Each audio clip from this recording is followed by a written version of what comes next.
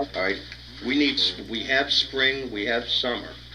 All right, and the decision that our company needs to make, soon, is whether or not we're going to invest the money to do the bird studies in the fall, in lieu of the vote.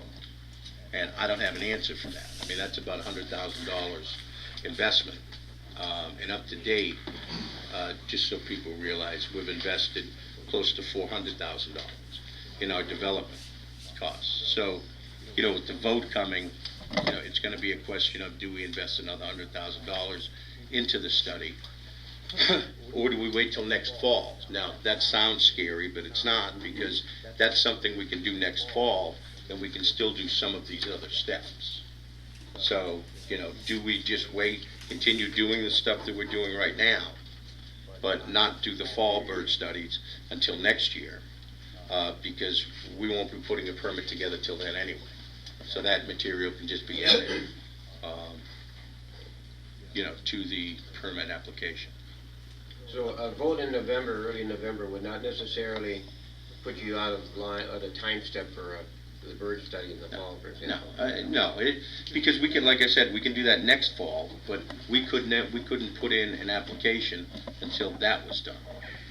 Until what was done? The fall bird study. See, I can't do spring, summer, and then come back in the spring and have that make up for the fall study.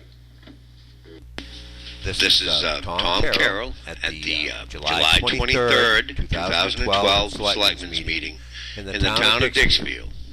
As you can hear, he's plainly stated that Patriot Renewables was not sure and did not know at that time if they were going to do the fall bird studies on Col Holman Mountains, the Timberwind Project. The first document, dated May 16, 2012, plainly states that they were doing the studies in the fall of 2012. If you look at the second document, which is part 2 of the first one, on the second paragraph. The third document states on December 6, 2012, that they in fact had done those bird studies, as the May 16th document said they would.